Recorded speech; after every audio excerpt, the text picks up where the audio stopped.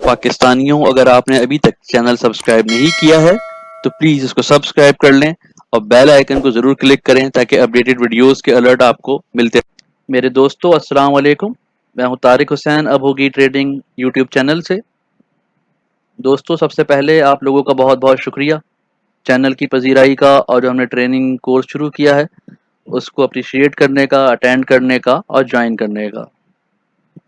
4 अगस्त से हम नया सेशन शुरू कर रहे हैं, मंडे फ्राइडे वेडनेसडे में 7 to 9 PM पे, और 15 सेशंस का कोर्स होगा। 3000 इसकी फ़ीस है।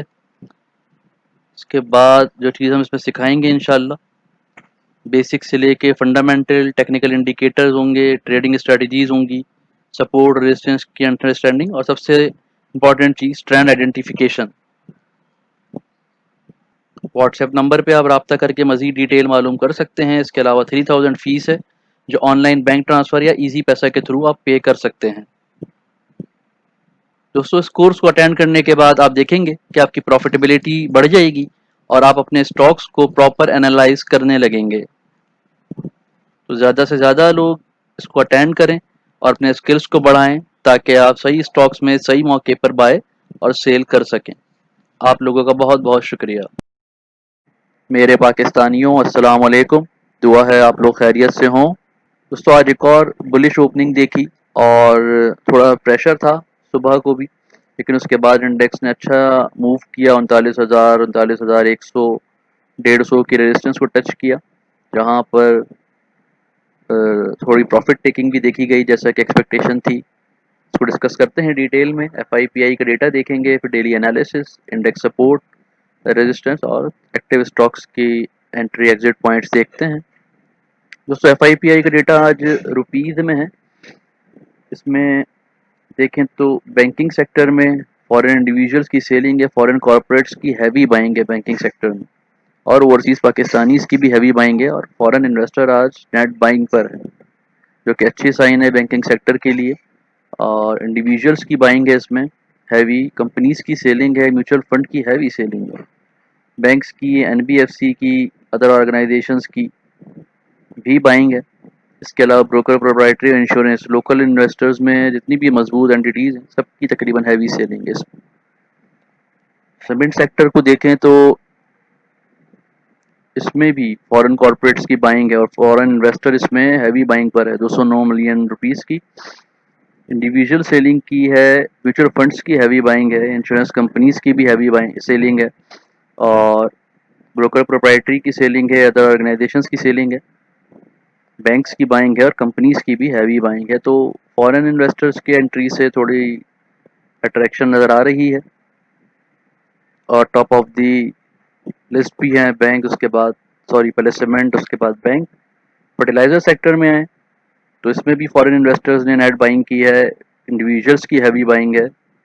बाकी पाकिस्तानी लोकल इन्वेस्टमेंट में mutual fund, banks, other organization, broker तकरीबन सभी सेलिंग पर हैं, सिवाय कंपनीज और इंडिविजुअल्स के। पावर डिस्ट्रीब्यूशन में माइनर सी सेलिंग है, वॉल्यूम इन्वेस्टमेंट का काफ़ी कम है।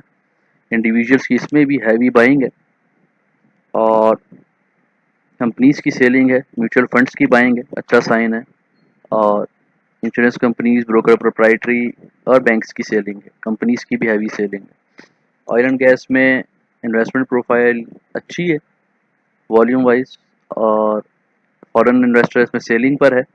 लोकल में इंडिविजुअल्स की बाइंग है, ब्रोकर प्रोप्राइटरी की हैवी बाइंग है, म्यूचुअल फंड्स की भी हैवी बाइंग है ऑयल एंड गैस एक्सप्लोरेशन में। तो इसको आने वाले दिनों में कंसिडर कर सकते हैं।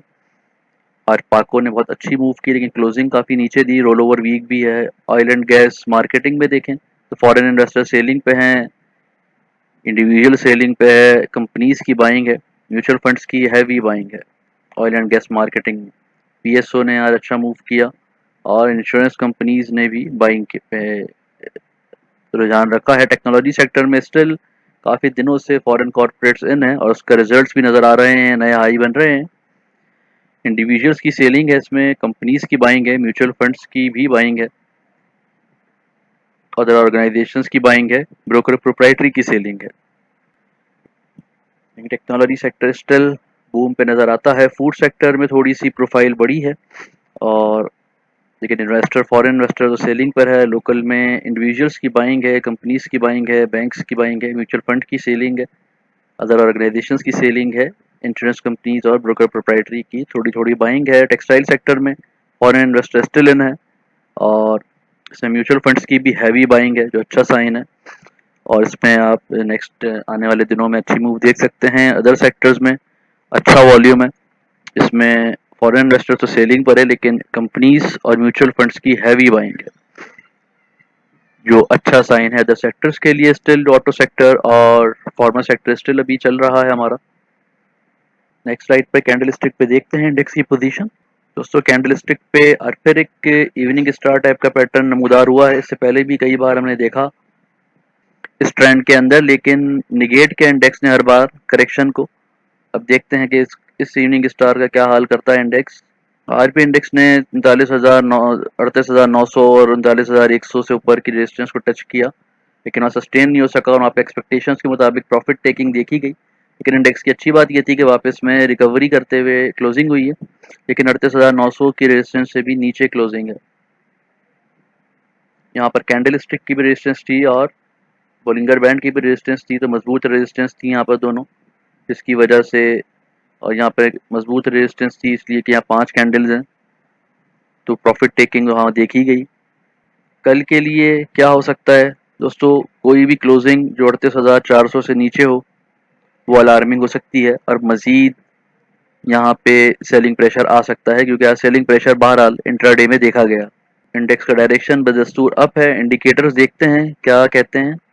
आरएसआई स्टिल बुलिश एरिया में है, 84 पे ओवरबॉट जोन है, तो करेक्शन का खतरा हर वक्त मौजूद है यहाँ पे, तो एहतियात से काम कीजिएगा। मैकडी का भी डायरेक्शन स्टिल अपसाइड है और रिवर्सल का साइन ये भी नहीं दे रहा, लेकिन कैंडल स्टिक पे ज़रूर जो कैंडल आज इमर्ज हुई है वो थोड़ी सी इंडिकेशन दे रही है, लेकिन कल की क्लोजिंग का इंतज़ार हमें करना पड़ेगा। इस इंडिकेटर पे देखें तो ये भी बुलिश एरिया में है, लेकिन इसने सेलिंग का साइन दिया है। यहाँ पे क्रॉस ओवर हुआ है ब्लू लाइन का रेड लाइन से, और ब्लू लाइन नीचे की तरफ मूव कर रही है, ये सेलिंग सिग्नल है। देखते हैं कि कल इंडेक्स किस तरह से बिहेव करेगा। सपोर्ट रेजिस्टेंस डेटा पे देखें पाइवोट पॉइंट पे, तो इंडेक्स की पाइवोट पॉइंट से थोड़ा सा नीचे क्लोजिंग है, और कल की क्लोजिंग से भी आइडिया हो रहा था कि इंडेक्स करीब करीब ही बंद होता हो सकता है। और कल इंडेक्स को इनिशियली प्रेशर में देख सकते हैं थोड़ा सा नेगेटिव साइड पे, लेकिन अगर इंडेक्स ने दोबारा 39,000 को ब्रेक किया और वहाँ सस्टेन किया तो 39,300 और 500 के लेवल देखे जा सकते हैं। डाउनवर्ड साइड पे 38,700 पे स्ट्रॉन्ग सपोर्ट है, और 38,500 पे उसके बाद सपोर्ट है। सेकंड सपोर्ट से नीचे की क्लोजिंग अलार्मिंग हो सकती है, लेकिन 38,300 पे लास्ट टाइम भी अच्छी सपोर्ट देखी थी हमने, और 38,300 पे सपोर्ट मजबूत है। 30 प्लस स्टॉक्स का जायजा लेते हैं। लेकिन दोस्तों इस वीडियो के एंड में लर्निंग वीडियोस के लिंक्स हैं, तो उन्हें ज़रूर देखें ताकि थोड़ा नॉलेज आपकी बढ़े और मार्केट का आइडिया हो। हेस्कॉल स्टिल साइडवेज पे है, आज मूव दिखी इसमें, लेकिन क्लोजिंग दोबारा से नीचे। कैल ने बहुत अच्छा मूव किया, 40 पैसे एक दिन में कैल का चलना कभी कभी ही देखा जाता है। MLCF साइडवेज पर है, 65 RSI है, पाइवोट से करीब करीब क्लोजिंग है। FFL की क्लोजिंग भी पाइवोट से नीचे है, अच्छा मूव किया, 12 रुपए के ऊपर का हाई टच किया, लेकिन सस्टेन नहीं कर सका। इसको डाउन साइड पे देख सकते हैं। AVN अप साइड पे है, लेकिन RSI 74 पे है, तो इंट्राडे करेक्शन का ख्याल रखिएगा। आपको साइडवेज पे है, अच्छा मूव कर रहा है। TRG भी साइडवेज पर है, RSI इसका 81 है, तो करेक्शन का, इंट्राडे करेक्शन का ज़रूर इसमें ध्यान रखें। साजियो 66 RSI पे साइडवेज है, पाइवोट के बिल्कुल करीब करीब बंद हुआ है। DGKC में डाउन साइड देख सकते हैं चार्ट्स पे, और पाइवोट डेटा के मुताबिक, लेकिन फॉरेन इन्वेस्टमेंट में पॉजिटिव है, बहुत स्ट्रॉन्ग है सीमेंट कल के लिए। NCL भी थोड़ा सा डाउन साइड आ सकता है। स्टर्ल साइडवेज पर है, लेकिन मूव नज़र आ रही है इसमें 69 RSI के साथ। पैल को साइडवेज देख सकते हैं कल, पाइवोट के करीब क्लोजिंग है। जी टायर जो है इसने नीचे क्लोजिंग दी, अच्छी मूव कर रहा था, डाउन साइड पे थोड़ी करेक्शन देख सकते हैं। OGDC स्टिल साइडवेज पे है। लक्की सीमेंट ने दोबारा अच्छा मूव किया लेकिन क्लोजिंग पे सेलिंग रही। कल सेलिंग प्रेशर देखा जा सकता है। चेराट ने नया हाई, नहीं चेराट ने नहीं, चेराट अपसाइड पर है लेकिन अच्छा मूव किया है। कोहाट ने नया हाई बनाया है और एक्स्ट्रॉर्डिनरी मूव किया आज। पायनियर साइडवेज है स्टिल। एमसीबी थोड़ा मजीद करेक्शन देख सकते हैं इंट्राडे पे। एचबीएल यूबीएल दोनों साइडवेज पर हैं लेकिन फॉरेन इन्वेस्टमेंट जो दिख रही है वो मूव बना सकती है इसमें। पीपीएल साइडवेज पे है लेकिन फॉरेन इन्वेस्टमेंट उसमें जो FILIPI का डेटा है तो उसमें पॉजिटिव ट्रेंड बन सकता है अगर पाइवोट से ऊपर निकलता है मजीद और रेजिस्टेंस को ब्रेक करता है।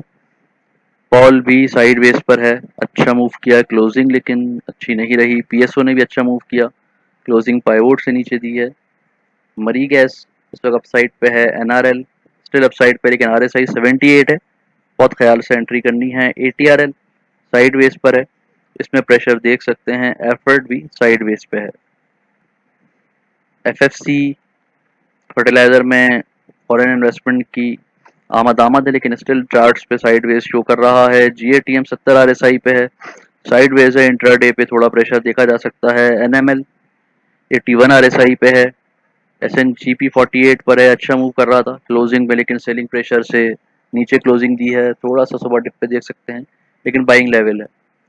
फिरोज में भी प्रेशर देख सकते हैं लेकिन अदर सेक्टर्स में जो FIPI का डेटा है वो इसमें इंट्राडे पे मूव बना सकता है, तो डे ट्रेडिंग के लिए कंसिडर कर सकते हैं। MEBL में करेक्शन एक्सपेक्टेड है।